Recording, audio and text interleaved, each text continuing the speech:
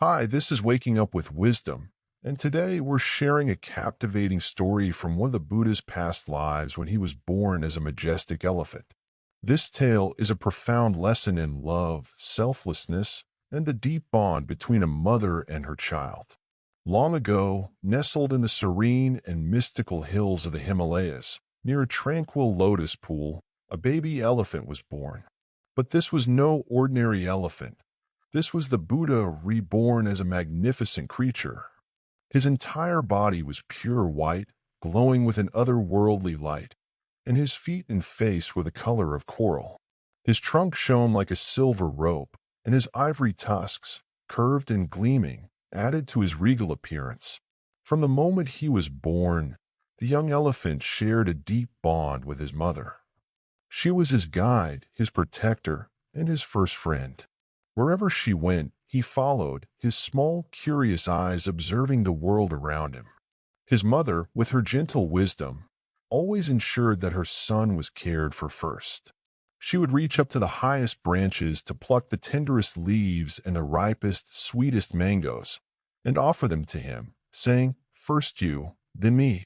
Her love was not just in the food she provided, but in the way she bathed him in the cool, refreshing waters of the lotus pool.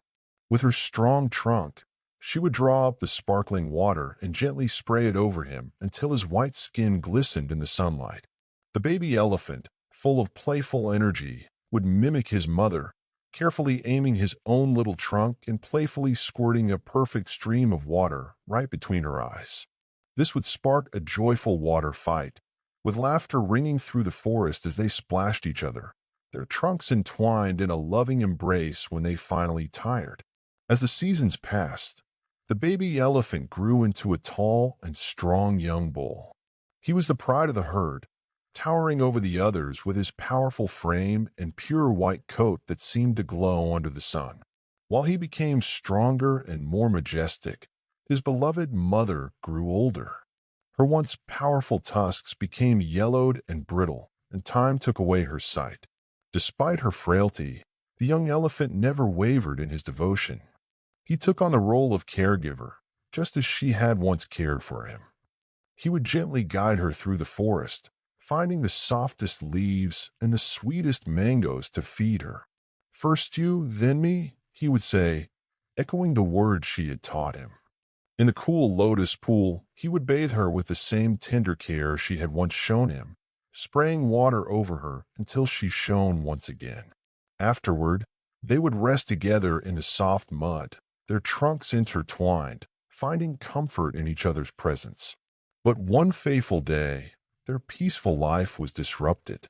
A king, who was out hunting in the forest, happened to catch sight of the young elephant. The king was immediately struck by the elephant's beauty and grace. "What a magnificent creature," the king thought. "He is too splendid to roam free in the wild. I must have him for my royal stables." With this desire in mind, the king ordered his men to capture the young elephant. Despite his great strength, the elephant was no match for the king's skilled hunters. They bound him in chains and led him away from the only home he had ever known. In the royal stables, the young elephant was treated with the utmost care. The king adorned him with rich silks, sparkling jewels, and garlands of fragrant lotus flowers. He was fed the finest sweet grass, juicy plums, and given the purest water. Yet, despite these luxuries, the young elephant's heart was heavy with sorrow. He refused to eat or drink, and tears streamed down his face. The king, puzzled by the elephant's sadness, came to him and said, "Noble elephant, I have adorned you with the finest silks and jewels, and provided you with the most delicious foods and the purest water. Yet you do not eat or drink. What troubles you? What will make you happy?"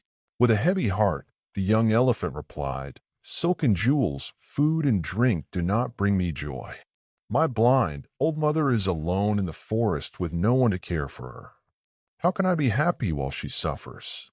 I cannot eat or drink until I know she is safe and cared for."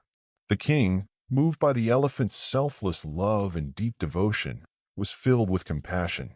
"Never have I seen such kindness and loyalty," not even among humans, the king said.